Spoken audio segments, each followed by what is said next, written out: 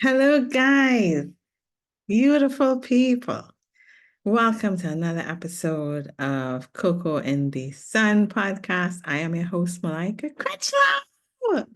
And today we continue with our series, Tom Kenyon, the Hathor Material, Messages from an Ascended Civilization. I believe today we are on chapter 11. The book has 13 chapters, so it's only two more chapters after that. So I think we finished this book, if not this week, early next week. And I wanted to start the Celestine prophecies next, which probably won't be next week, it'll probably be the following week, because I'll do a review of the whole book after I finish the book, something that will take us through next week. And then but I haven't bought the actual book yet. I have the Audible, so I have to use one of my books to read. So I don't know. I have other books though. So even if I don't get the Celestine Prophecy before, we could probably do the Mary Magdalene manuscript. I feel like I've been putting that one off. Um, so I don't know if that one's supposed to be first. We will see how things pan out. But how is everyone today? I hope everyone's well and following their heart's desires and loving themselves in the way that they know how, as that evolves, and learning more about themselves and things that interest them, things that give them joy. I think that's like part of the journey, figuring out what brings you joy, what holds your interest, because that changes. Um, yeah, it changes sometimes. And like I'm always excited to see like what new thing comes into my field that I'm interested in, that I want to research, find out more about. Um, so yeah. Oh, what else did I have to say? I found some, remember the theme last week I was coming in for me was loving yourself and how loving yourself unfolds everything. And I got that again this week. That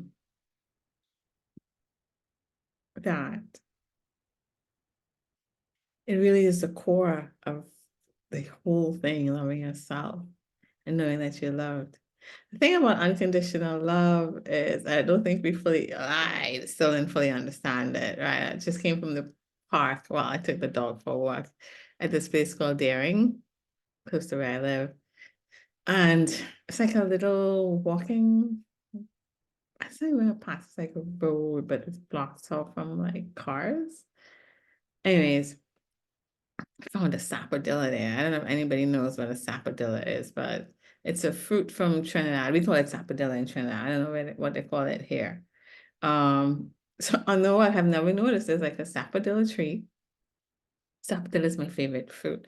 Like if you ask me if I were to be a fruit, what I would be a sapodilla because it's round and brown and sweet. I can identify with the sapodilla. Also, the fruit is pretty high off the ground, so it's not accessible easily. Um, but one was on the floor, a big round one. And so it's not ripe yet. I brought it home to put in a brown bag so it can ripe. But I was like so blessed. First of all, to see a sapodilla tree that I had not noticed was on the walk, and I always take the dog there. And secondly, that the fruit was just there for me.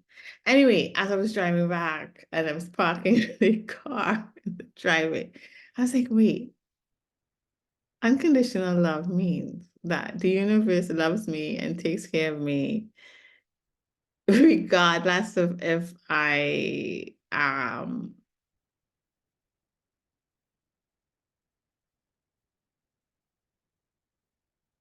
regardless of if I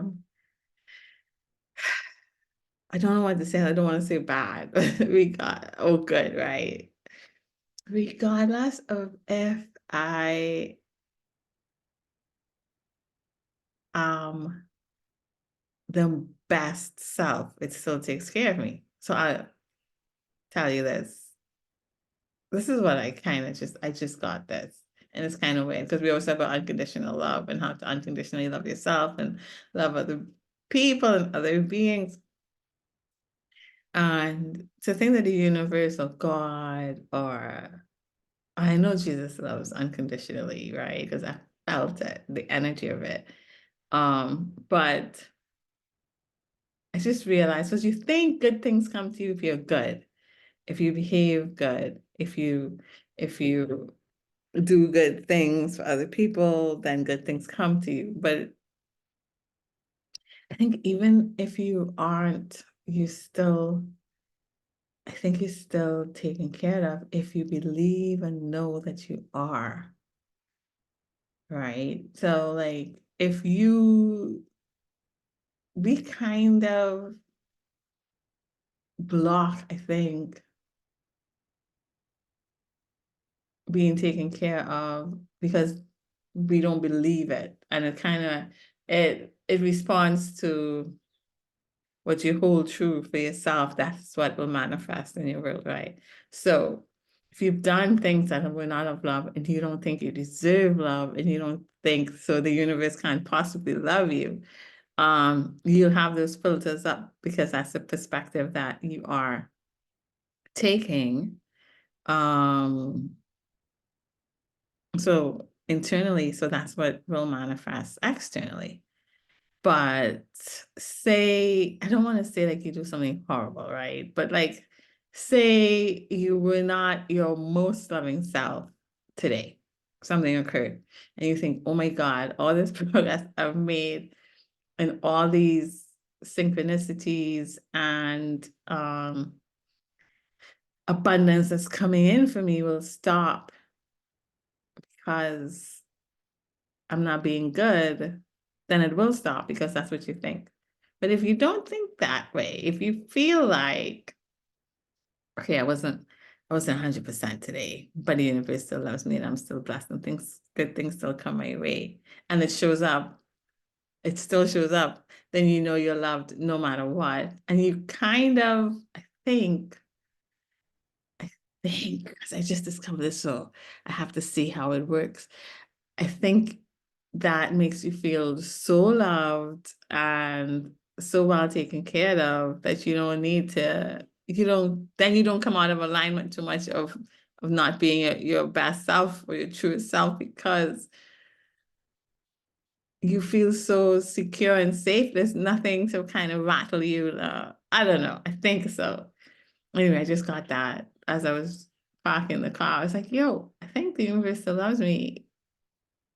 I always think it's like related to how what I give out, I get back. But no, that only occurs because that's how I think. That's the belief I have. But no, I think it still loves me regardless. If I still think I'm blessed and things still come to me regardless of if I'm not my best self, then I think it'll still come, you know? Yeah, I think our perception is what blocks things. But I have to try it out. Um, but yeah, that would be kind of cool. And then that kind of erases you being out of thing, because then you feel so secure that you're loved regardless of what you are or how you are, or if you're not 100%, you kind of relax and not stress and not be you know, anxious or on edge. So you kind of are your best self in that. Unconditional love is amazing. So I think that's an expansion of my understanding of unconditional love. So I love myself unconditionally, trying to. I'm trying to love others by extension because I do love myself that way, to love others that way. And then understanding that not only do I love myself that way, but all that is loves me that way too. Yo, if this is true, first of all, why did it take me so long to get that? And how beautiful. And you know what? Okay, so I woke up today, I had a really good, I slept well, but I don't think I had a lot of dreams, right? I don't remember much of the dreams, except I think I saw a picture being made by like dot by dot. And the dot, like it looks like you can't see what the picture is, but when you pull far out, like the perspective of it, then you see how beautiful the picture is. And I think what was trying to be conveyed to me is this is how all our lives are. Like we can't see the full picture in a close up. When you pull out, then you can see the full picture of how everybody contributes to this beautiful tapestry or mosaic or picture of life, this painting that we're all making.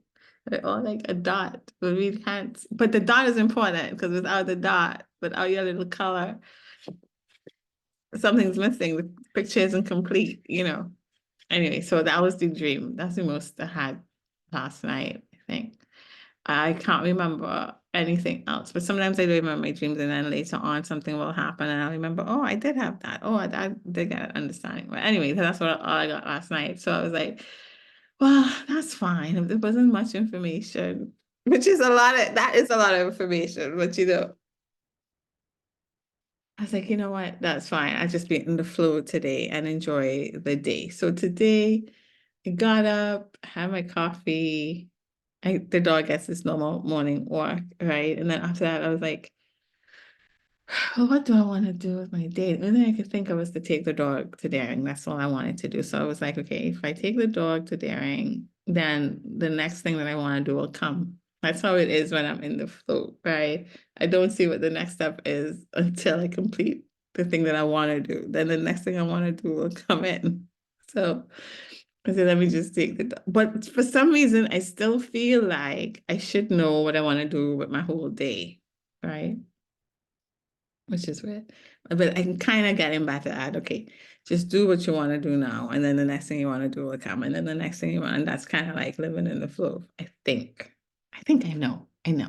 So I did that. I took the dog for a walk and found sapodilla, which was actually, I think it might be a small thing to everybody, but it was major to me because not only is it my favorite fruit, um, it's the fruit that I associate myself with. And it was just there, like it was just there on the floor, a massive one. I felt like it was a gift, you know. Anyway, so I had that, came home, I was listening to some soca coming home and said, you know what, maybe I should do the podcast because I feel good. And as I was parking in the car, I had this smile thought about unconditional love in the universe and how that relates, what unconditional love actually means, what it actually means, how God loves. Because I'm not always 100% my best self, right? I have triggers that are getting better. And even if I'm not better in the moment, I'm aware of it after and can take a look as to why I was triggered. So one of that is like improving, but it's not 100% there yet, right? So I'm still going through it. And I was like, but even if I'm not there, because when I'm doing it myself, I'm like, okay, you're still loved. Like I still tell myself I'm still loved. Like I still love myself regardless. And I go through the process of why I was triggered by this, why my reaction was this, and how can I transmute it, right? I see things from the other person's perspective. And also, like if I'm triggered, most times what I'm triggered about and somebody else is again something that has to do with my own self, right? I don't know if I mentioned trigger with patience the other day. No, I think it was yesterday. So it wasn't bad. Like my reaction wasn't bad, but I remember being mildly irritated. I was like, why was I irritated? No, this is a long thing. I always do these things. I love this podcast because I can talk about my my own understandings and stuff that's happening in my life, right? So yesterday was a really good day, but a really good day doesn't mean that you're not triggered. That's new as well. A really good day is acknowledging when you're triggered and knowing why and trying to clear it. That means you're clearing more. That means so that you can be filled with more light and more love and less density. Um, so the day actually started off with me meditating. I was doing a transcendental meditation. Again, I had stopped. So I did it for like 3 days last week, and then I stopped and I was like, let me see if it's affecting my connection with source or my divine self, my angels, my guides, right? So I was like, let me stop and see, because the dreams I was having when I was doing that, like those nights, felt a little different from the other dreams. Like the communication felt a little bit different. So I was like, why are these things coming up? Anyway, so I stopped and I still had communication. Communication was still pretty good. And so I said, okay, let me stop back. So yesterday morning I woke up.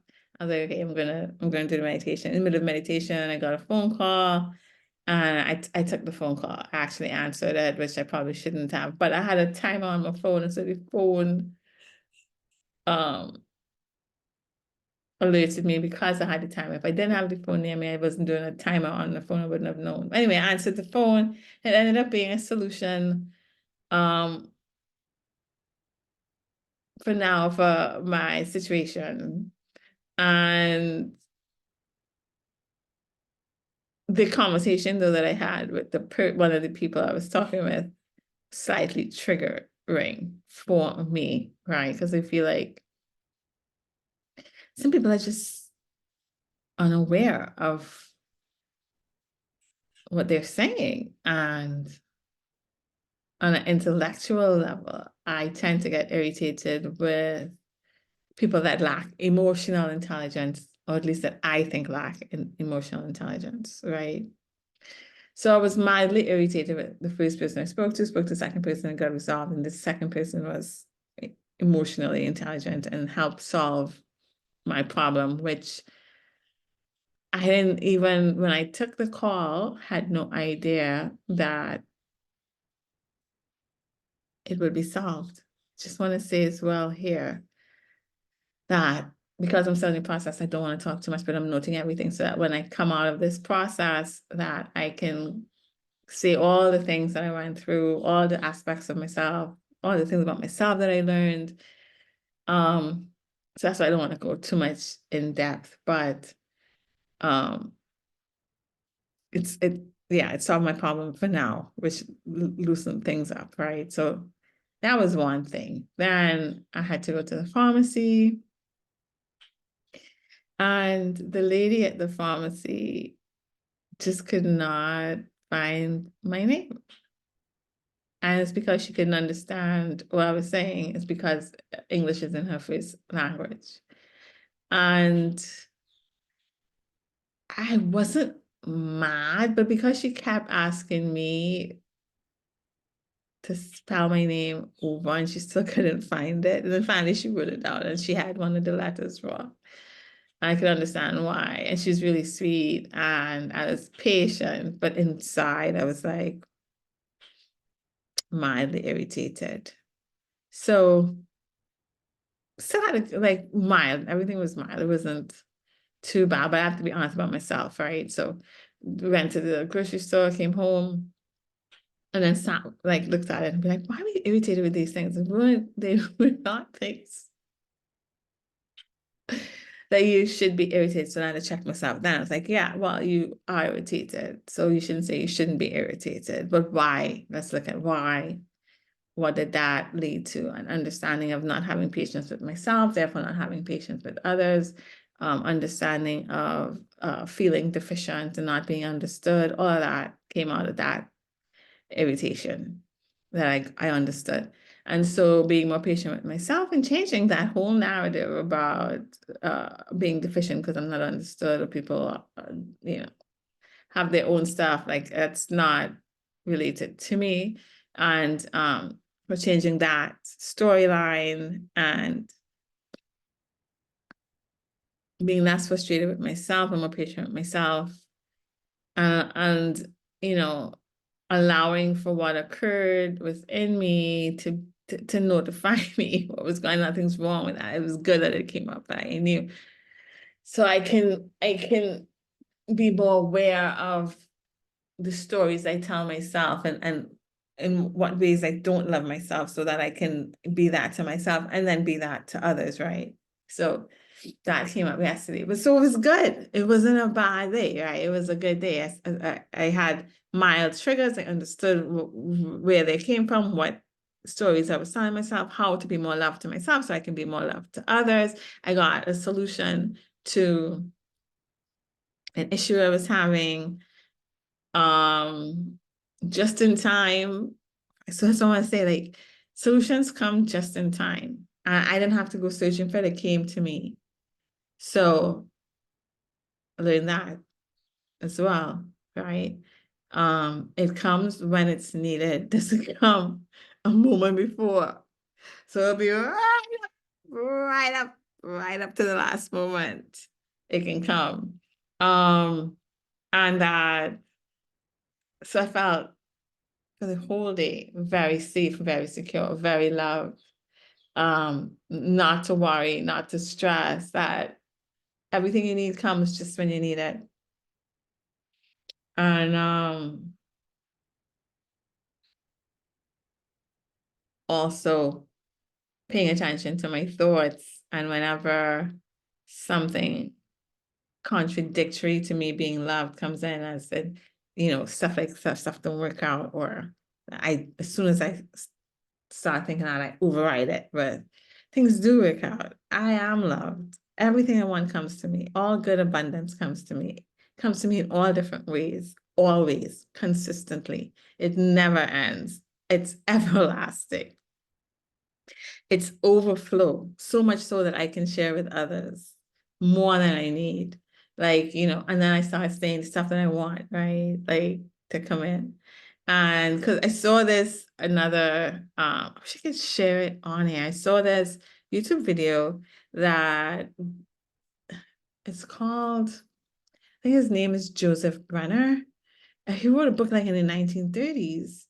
And he's supposedly channeling Jesus. I believe in Jesus is telling us how to create the life that you want as well, and how difficult it is here, because you have to like really have faith and keep reiterating and move through those thoughts and override those thoughts, like whenever it comes, just contradicted with good things, with what you want. And then he says essentially that eventually, softly, what you want comes, and gently. I was like, yes. So I've been trying that method. You could call it affirmations, right? Affirmations. Except I do it all day whenever I feel like, a negative thought coming, or fearful things, I do it immediately in my brain, out loud, whatever.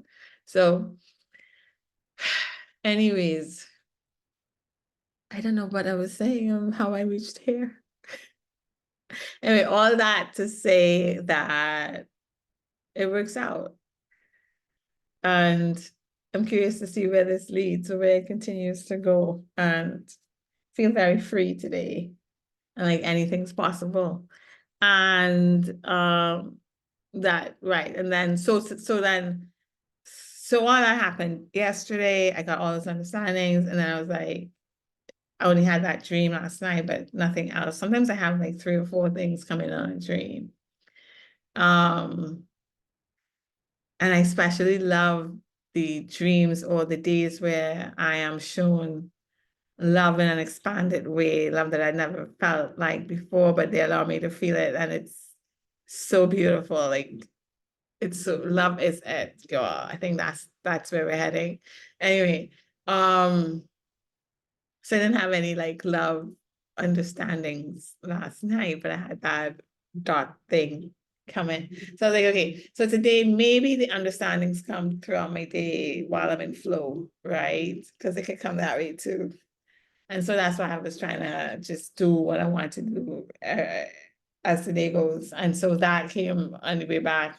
That's parking the car in a mild form that you're loved unconditionally by all that is. And so that means that even if you aren't like 100%, your best self, you still are worthy of all the blessings and all the good things. I was like, I have to do nothing. It just is.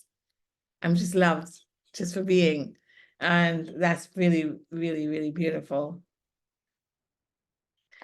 And relieving, it's such a relief that you don't always have to be on or perfect to be taken care of and to be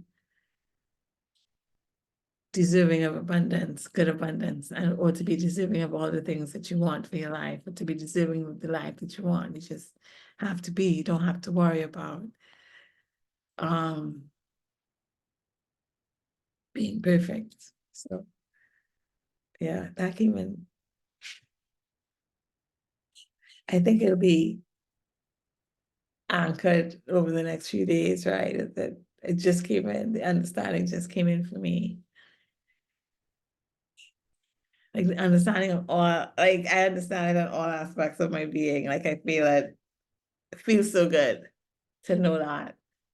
Like I know it. Like it's not someone telling me and I'm just like I know it. I feel like I know it. I know it. So anyway. So yes, let's see what chapter 11 has to say. And I have no idea. It always relates to stuff that I have to talk about before. And I never know what I'm going to talk about before. It just flows. And it's always so long.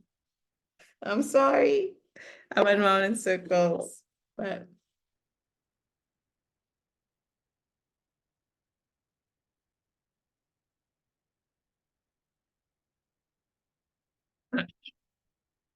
I'm just enjoying the beauty of the day.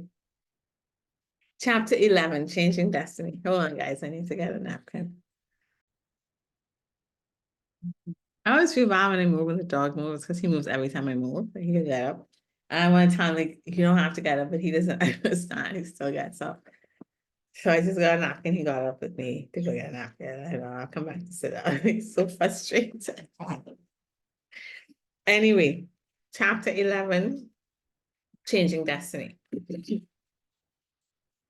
Let's see how long this chapter is. It is pretty long. Okay. Chapter 11, Changing Destiny. We want to discuss the question of destiny because there is great misunderstanding about this. Your destiny is not fixed. It's not something totally predetermined. There are aspects of your destiny calling to you which have been laid out as a pattern, but the patterns are not permanently fixed. These aspects of fate or destiny are probabilities and can be changed. If you look at your life in terms of a spiral that spirals upward ascension or spirals downward devolution, you can see life as either increasing your energy vibration or lowering it. Consciousness goes up and down. It can vacillate like the seesaw previously mentioned. Human experience is such that one can flow upward to very high levels of awareness and mastery, and then one can also spiral downward into lesser levels of awareness.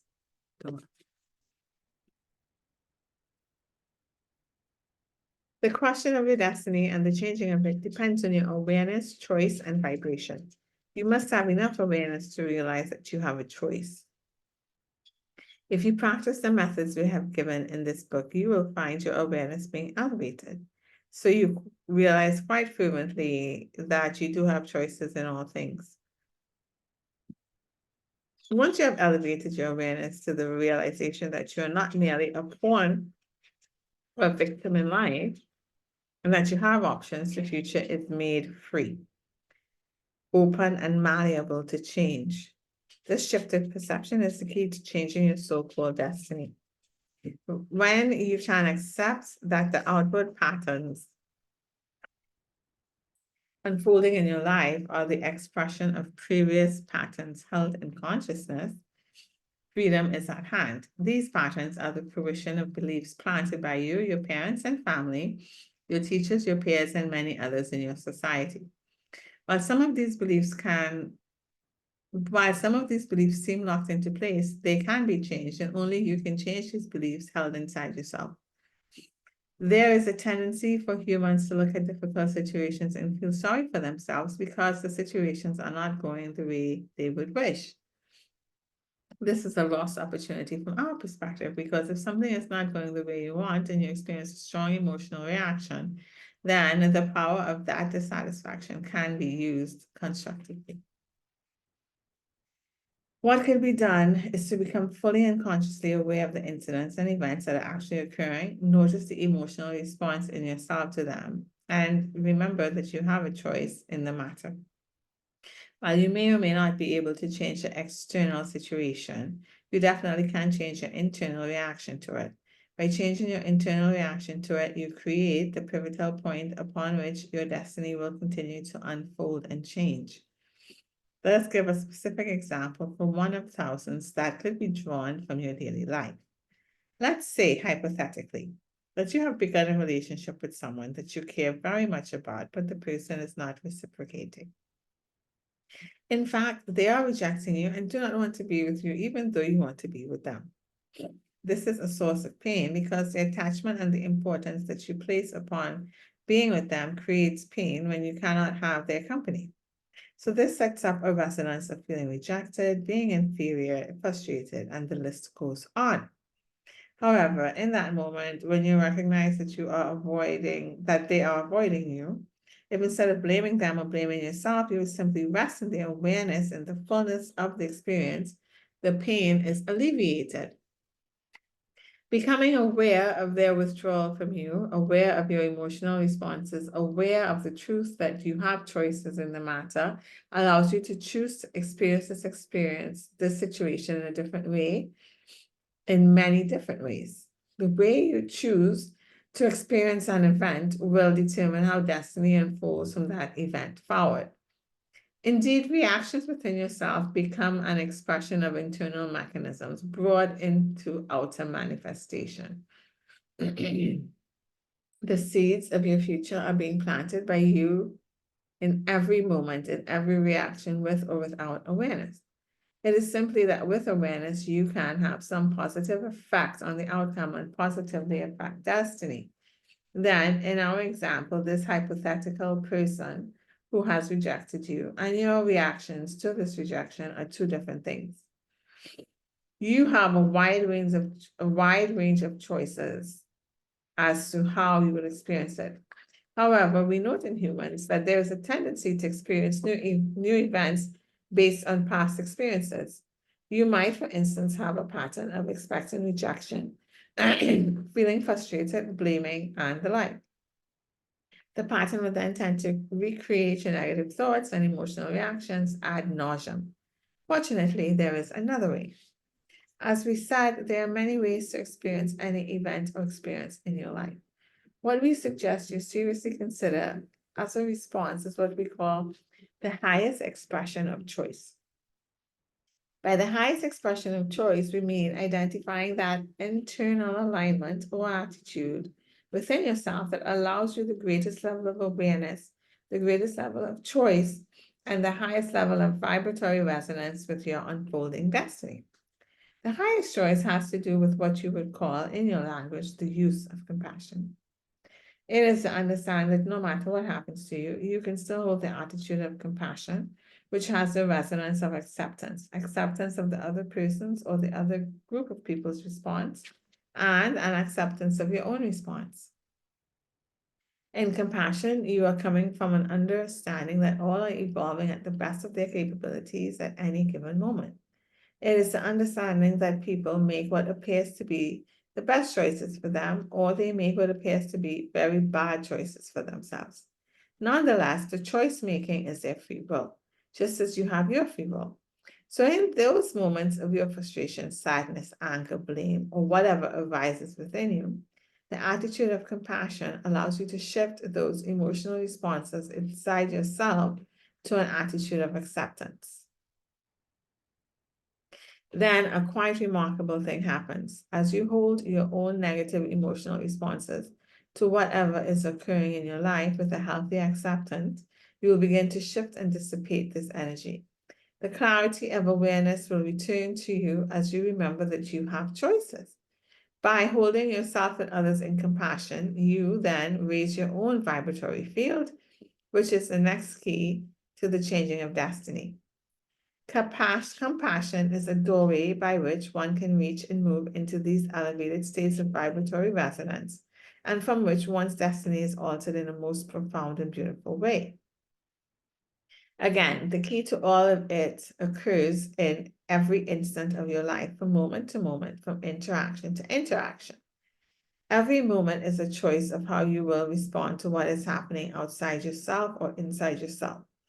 If you buy into, to use a phrase of your language, your own emotional reactions, then you are buying into the perpetuation of a destiny pattern that may not serve you. Many counselors and psychologists have explained this to you, as have all the great spiritual masters and teachers. Still, it bears repeating. When you choose awareness, acceptance, and compassion for every life event you experience, that choice brings wisdom and peace as its reward. Recognize that all beings are evolving and making the best possible choice for themselves that they presently can. Some people's choices may create pain for you or them, just as some of your own choices may create pain for you or them. Yet, by holding life in the paradox of compassion and acceptance, you allow these strong emotional reactions to dissipate and to smooth out faster, bringing the clarity of awareness. Since nothing is fixed or static, but ever-changing, your new perception shifts your vibration into a higher vibratory field, giving you access to the unfolding higher destiny you seek. So these are the three keys of unfolding destiny and to changing destiny: awareness, choice, and vibration. There is a phrase that was quoted in your Christian scriptures from the words of Jesus when he said, "To him who has it, it shall be given. To him who has not, it shall be taken away." What he is alluding to here is the universal law of vibration. If you want to hold something, to experience something in your destiny, you must hold it in the vibration of your own consciousness. You must have the feeling of it in order for it to express itself. If you do not have the feeling of the vibration of it, then it cannot express. If you want loving relationships, then you must hold that vibration of loving relationships in your own consciousness, and then you will draw it to you through the laws of magnetics, loving people. If you do not at this moment have loving relationships, but are instead experiencing frustration, anger, separation, isolation, then you must own and accept the truth that you are holding a negative vibration, and that this is what you are drawing to you through the laws of magnetics. So you must change your thinking and emotional misperceptions to change your vibration. Vibration is the key to changing destiny. The final key that unlocks the doorways to greater perception, greater life, and greater rewards.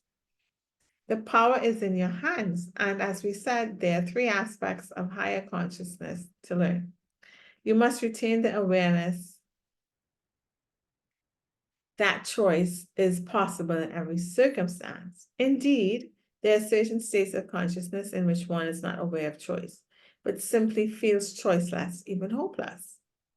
We would say that some of you who read this material may find yourself in a situation that feels completely hopeless to you, where you cannot fathom or imagine any way out of it. Yet, be very clear on this. The keys to changing your future external reality come from the choices that you make within yourself.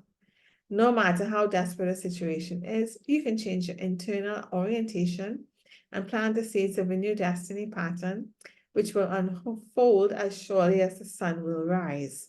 So the first key is awareness of choice, and the second key is to actually make the choice. Humans sometimes have a problem with making the choice.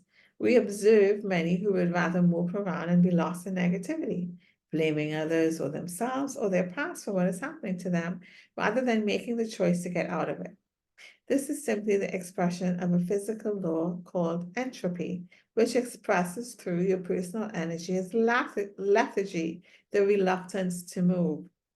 We would say to you that if you're not willing to move, then you're not within the stream of life, for life is always moving and always changing. Once you have awareness of choice, you actually have to make the internal choice of how you will evaluate any event or experience that is occurring to you. From our experience, the most fruitful choice that can be made is what we mentioned earlier as the highest expression of choice, which comes through the attitude of compassion. Holding both yourself and the other person in an attitude of acceptance, no matter what may be going on in your thoughts and feelings, sets off a resonance in consciousness, a vibrational field that may touch others and change them. It will certainly change you as you hold the compassion and acceptance. Eventually, the emotional energies will begin to even out, and awareness and clarity of your ability to make positive choices will emerge. Then you will have entered another vibratory resonance, or what might be called an ascended attitude. And this is your third key. This ascended attitude of acceptance and forgiveness of yourself and all other beings carries a truly high vibration, allowing different choices and outcomes than you could achieve in lower vibrations. Because the laws of the universe are impersonal and exact, the choices you make daily from moment to moment are the template of your future destiny. The seeds that you plant in ascended states of awareness and feeling, such as compassion and acceptance, will support your life and your advancing consciousness. Indeed, these seeds of ascension have innumerable outcomes, variable circumstances, and often different destinies. We would remind you once again, friends on earth, that you hold within your own hands, as a metaphor, three keys to your freedom, your elevation, and your own evolution. They are the awareness that you always have choices, the ability to energize choices, the constant potential of achieving a new and higher vibration. You are the choice maker. And no one else can make your choices for you, no matter how difficult your situation may be. By opening your heart to love, however, you can always make a higher choice within yourself that leads to peace. Although you may not be able to affect the external events of your life at every moment, you can change your internal orientation, which will give you the new perspectives that generate exciting choices and a more masterful human destiny. We see you hold within yourself all vibrations from the lowest of the low to the highest and the most exalted. You may express the demonic and the bestial. You may express the celestial and the angelic and everything in between.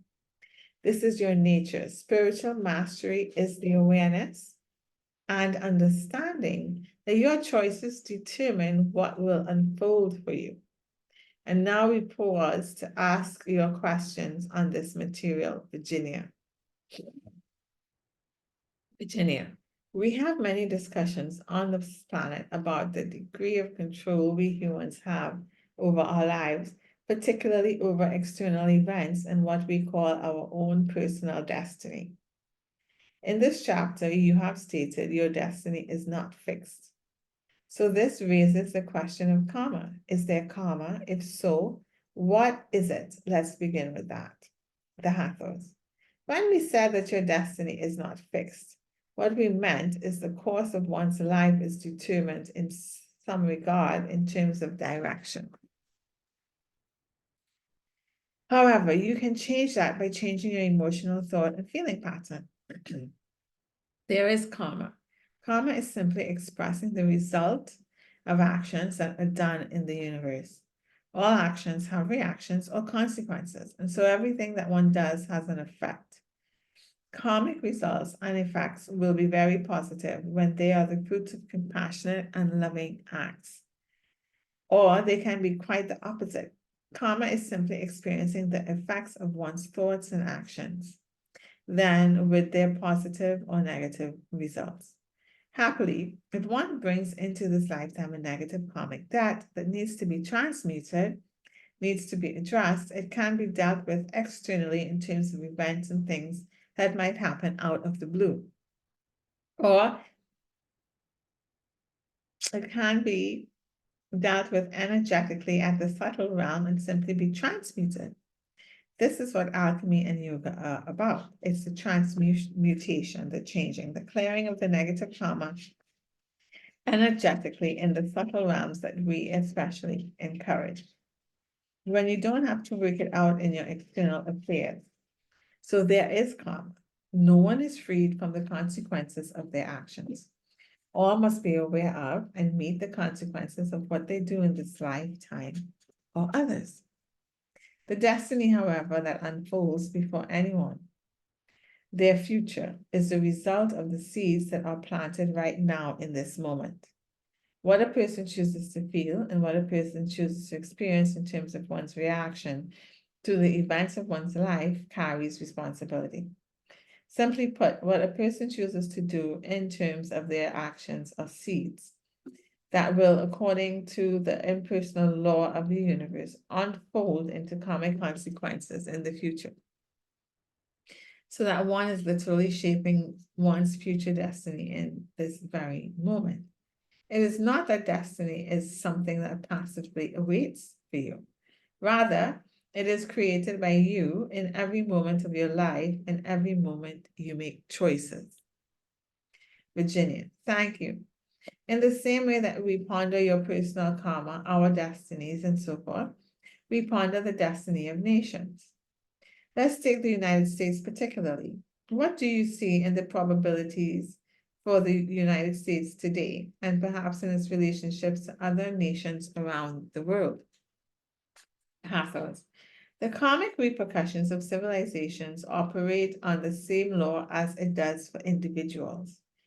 It's just more massive and there are more variables involved because there are so many people. So the destiny for the United States, as with the individual, is not something that hovers off in the future.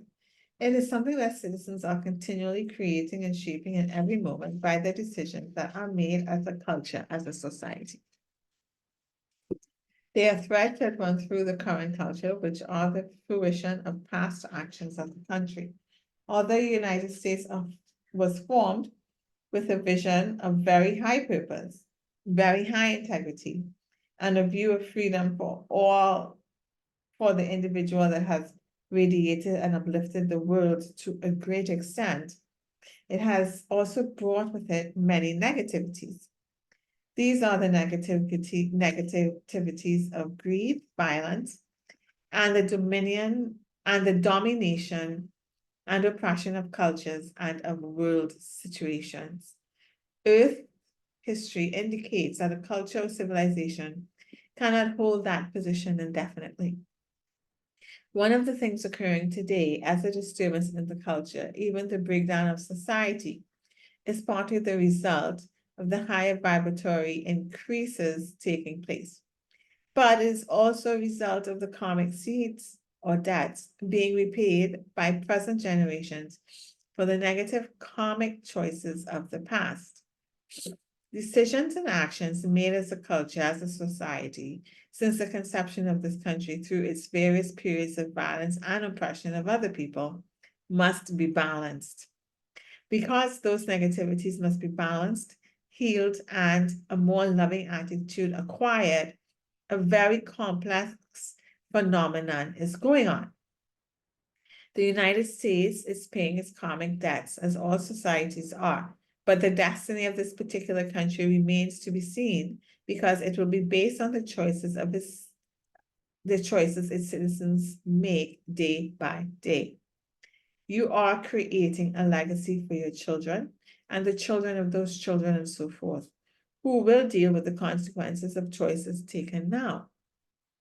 Virginia, And what probability do you see for a more compassionate and harmonious relationship among all great nations? The Hathors. Every nation is in the current mindset of human race consciousness. Nations are operating very much like individuals, territorial, possessive, and looking out for their own interest. There is not yet an understanding in human race consciousness that one can take care of oneself while also being sensitive to the needs of another. Consequently, countries are in various states of evolution, and there's no solid, heartfelt international understanding. Those countries that are benevolent to others with their resources are obviously expressing a higher ideal than those countries who have resources and will not share them.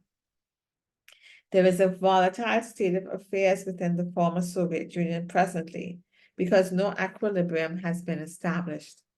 The struggle between those aspects of consciousness that want to free the individual and allow a greater personal expression are in polar opposition to forces that want to suppress the individual and bring society back to a high level of control.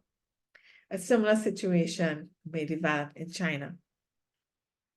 Because there are warring elements in consciousness that have not been refined or purified in many of the nations of this world, one could say that war is not going to end in any foreseeable future. What we can say from our perspective, however, is that individuals are waking up all over the planet in every society and in all levels and positions of those societies. As more and more individuals wake up and recognize certain things are not tolerable, that they simply cannot do things the way they did them before, and as these awakening people include individuals of power and influence, you will see societies beginning to shift.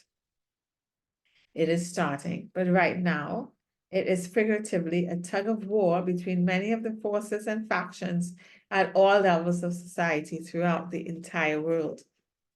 Virginia, continuing that thought, do you have any comment about how to influence a greater destiny in these societies? What can we do as people within them? Hathors, societies are an unusual construct of structure. Societies are an unusual construct of structure. And if persons wish to influence society, it has been almost a set rule that the level of society you operate in determines the effect you will have.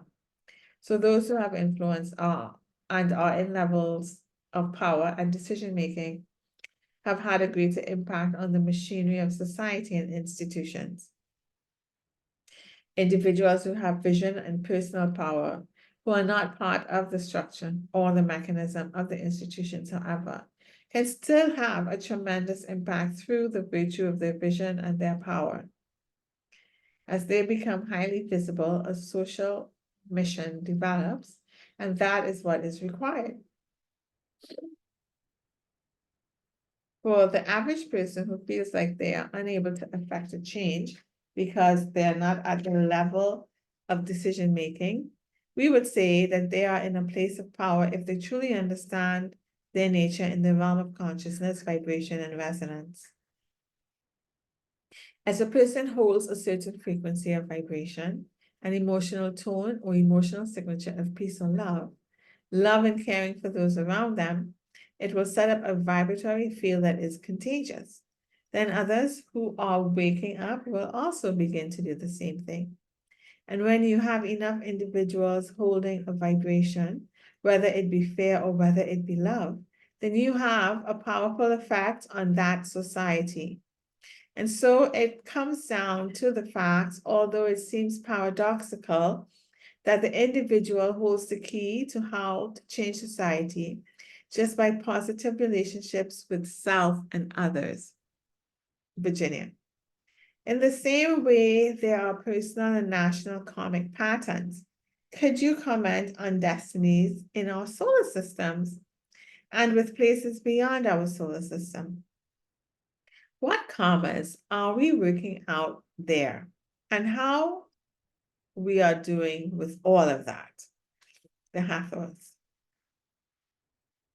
This is a very complex question because you have so many streams or lineages present on this planet, and not all who are here on this planet physically are human, even though they look human.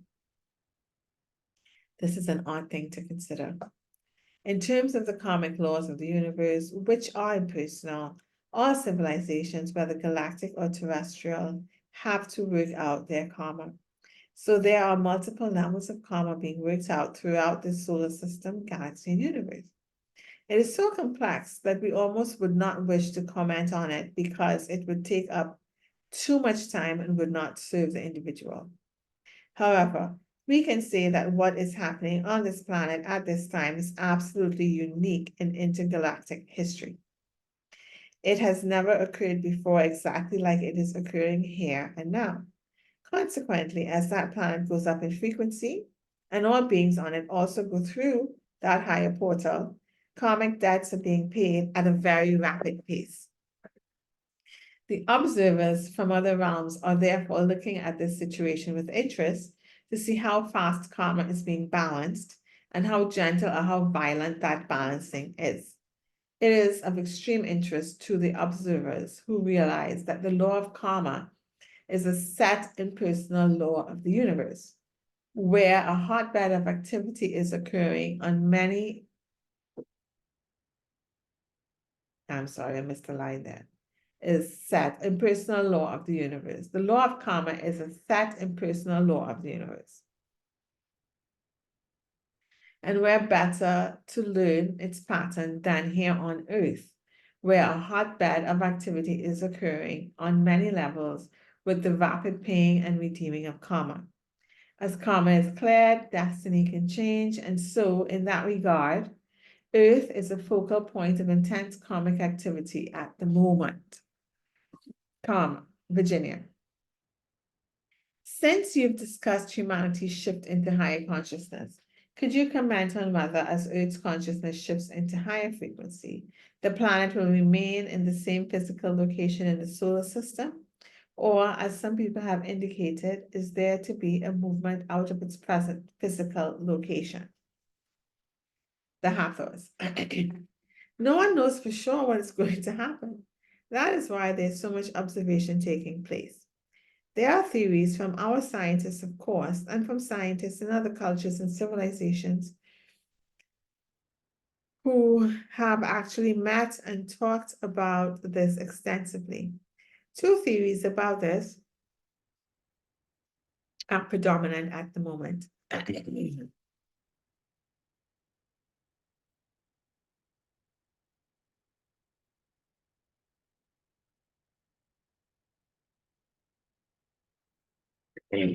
Sorry, guys. One is that the Earth will literally move its physical location in the solar system. And the other theory is that it's going to stay physically in the same location, but vibrationally, it will be in a different dimension. This is the one that our group tends to feel will take place. However, the entire solar system, the universe, and all the galaxies within the universe are all presently moving towards one central point within the universe. So, in that sense, enormous movement is occurring right now. Because the movement is occurring now, you will see an acceleration of that movement in the galaxies. As to Earth's relationship in the solar system, what will happen is not clear to us at this time. There are too many variables. Virginia. You know, in our Earth history, that we have prophecies from the book of Revelations in the Bible, from the Hopi Nation,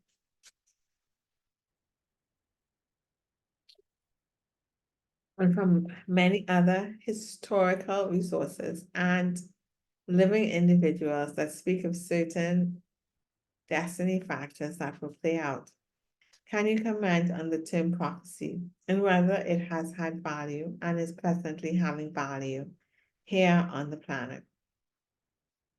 The Hathors. Prophecy is a capacity of consciousness to predict the future based on an understanding of what is happening energetically at the moment. So it's like mapping out a course of destiny based on understanding that changes can occur. The danger in prophecy is that it is taken as a fact rather than a probability by many people who receive it. Thus, the predictions and prophecies of earth disasters are creating extreme anxiety in many individuals because they are interpreting the prophecy as fact, and this is a misconception. Prophecy is a probability. It's an understanding of what might happen if the course of events continues to unfold the way it is going now. For instance, if a person has a shoe that does not fit them, they will continue walking until pain and irritation are felt. And then there could be a prophecy that a blister will result. If one interprets that as fact without choice, then one will not take off the shoe. One could then say to themselves, perhaps, that the blister was preordained and that I had no choice in the matter. Unfortunately, we see something like this occurring among those who are prophesying earth disasters. From our perspective, from our understanding, nothing in terms of earth changes are absolute. There are probabilities that may or may not occur based upon what happens with human consciousness and earth consciousness. Do not receive prophecies as fact when you hear them, but as probabilities. It is true that there are earth changes because the earth is evolving and so are you. But the earth changes do not have to be as cataclysmic as many are reporting. The true function of prophecy is to warn society and the individual that this is probably what lies ahead. The prophet points to the future destiny and says, this is where we are heading. Do we want to continue on the path we are taking? That is the true function of prophecy. It is not to say that what we see in the prophetic vision is what will occur, and there is no choice. That is error according to your understanding. Okay, I'm going to stop there because I feel like this chapter is long, and I'll continue the chapter next podcast. It's a few more pages. So, based on what the Hathors is saying today, that our actions and our choice and how we view things affect what plays out in the external.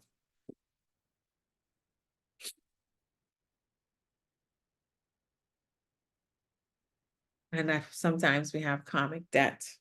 So we need to, I think karmic debt is like the stuff that I was listening to this other channel on YouTube yesterday, and they were saying karmic debt essentially, this lady, she channels angels. Is what you experience in daily life, like your triggers that you need to clear, you need to understand, look at why you feel this way, how to transmute it to love and to lighten it, to clear the identity. Like, so I would say like what I had yesterday when I was dealing with the irritation with lack of emotional intelligence and patience. So these are aspects of myself that I need to look at, and the stories that I'm telling myself, and clear that and be patient with myself and love myself through it, right? To be loving that way so that I'm loved to other people. And then my external changes because the way I look at it is completely different now. The way I interact with it, if that were to occur again, I think would be different. I won't know till it occurs again. And it will. Because it always does. And then you see how you react and how you feel, and then you kind of tell like where you are in the process. And if you're still there, you love yourself through it, and you keep trying to understand why you feel that way till you figure it out, and you're able to me, that's where it comes from. Love yourself in such a way that you're not so triggered by it anymore. Because then, like with patience with myself, which is what I didn't have with them, although I did have it with them, but I was inside aggravated. That shouldn't occur, or it should occur to a lesser degree now that I understand it. And I actually put it into action where I am patient with myself when I'm frustrated with myself. or when I feel, you know, deficient, like I'm not expressing properly, I'm not communicating as clearly as I want to, being patient with myself then, and undoing that story that I've told myself, because maybe other people have told me that story. Enlightening that, right? Allowing for space and grace for it. And for other people in the same situation. Anyways, so yeah, so that will affect how I process that on the internal, will affect my interactions and triggers on the external, will then affect, yeah, the interactions that I have from there, and that will bring different things in, right? So, I mean, I would say even yesterday, the way I dealt with it too was way better than I would have dealt with it maybe years ago. And so the situation resolved in a way that was helpful to me still, right? So even that is a progression. But the mild irritation that I still had, I wanted to look at, and hopefully that can be alleviated as well as I'm more patient with myself. So that even that mild irritation doesn't even occur, and I'm just flowing with the day and with the interactions and being love, being love to myself, being love to others. That generally brings love to you. So yeah. So it's all that internal talk, all that internal perspective of things that are occurring in your life make a big difference in the external that you experience. And that's what they're saying. And that's what they're referring to as karmic debt. Understanding those aspects of yourself and being loved to that and transmuting it, you know? Oh, it's really beautiful, I think. Now, how does that lead to what I was talking about with the unconditional love? Well, if I unconditionally love myself, even when I'm not perfect, I'll be that to others when they're not perfect. And that will change my external experiences, I do believe. Sometimes, probably not all the time, because people have their own things that they're processing. But for me, even if I'm unconditional love to myself and I'm not perfect, and then I can extend that unconditional to love when they're not perfect, although they may still be reactionary with me, the way that I receive it would be different. The way I interact with it would be different. And it may affect how they interact with themselves moving forward.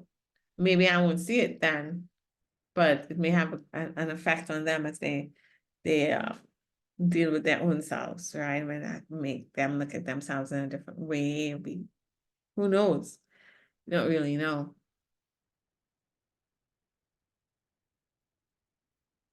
Yeah, the more you understand yourself, the more you're able to understand others, which somehow I feel is linked to telepathy. Because the more you understand yourself, you can kind of see where others are at based on their reactions. And then you can communicate in a way that they're not even aware of, um, to help soothe them, I think. But like, why is she being so nice to me? I was so nasty. That's because, oh my God, the butterflies are like beautiful. They're massive. And they're like monarch butterflies. I had no idea they were so big. Anyway, yeah, so they might, going back to that, I think telepathy stems from that, being able to understand and see each other and communicate in a way from that understanding of each other because of the understanding you have of yourself. And that communication may become less verbal, right? Like if you see someone, I'm trying to think of it. If you see someone that's aggravated and you know they're aggravated because they're at their wits' end, they're unhappy in a job that they don't like, and their life isn't what they want it to be, and they haven't been able to trust and have enough faith to let go and to go after their heart's desires. You will understand that if you've been through that. So you'll have more grace for it. Not that you will engage with it too much because you don't want to bring your energy down. But whatever interaction you do have with them can be life-changing for that person, whether it's how you interact with them, the things that you say, the calmness that you have, the love that you bring, the understanding that you show them, right? A conversation that you have, you know, depending on how that interaction goes, you may be able to say, you know, I used to be like that. I used to be as frustrated with this, and this is what happened, and it was scary, and I didn't know where it was going.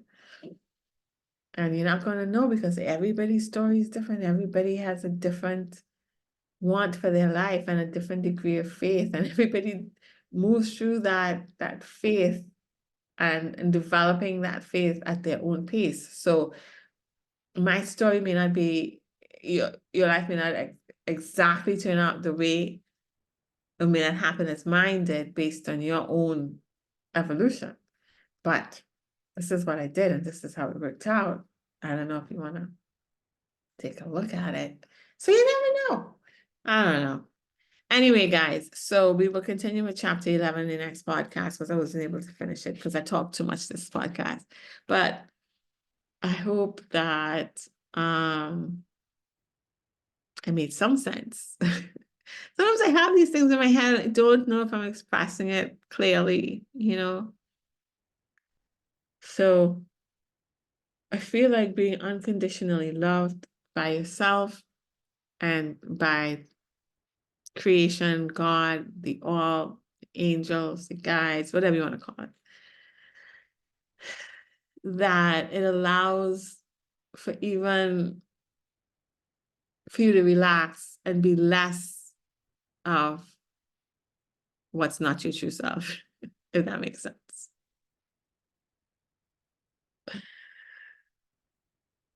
Yeah, being loved when you're not perfect allows you to relax in that love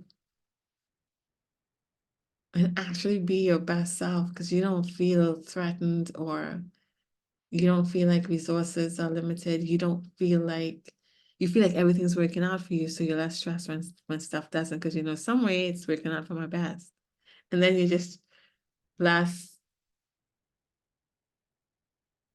not your best self. It's a weird concept, I know, but I think that's what I got today. Anyways, I hope you guys have a great week until Friday. I hope you know you are loved, you are loved, that the world is better because of the love that you are in the world, and you're just being yourself. Have a great week, guys. Bye.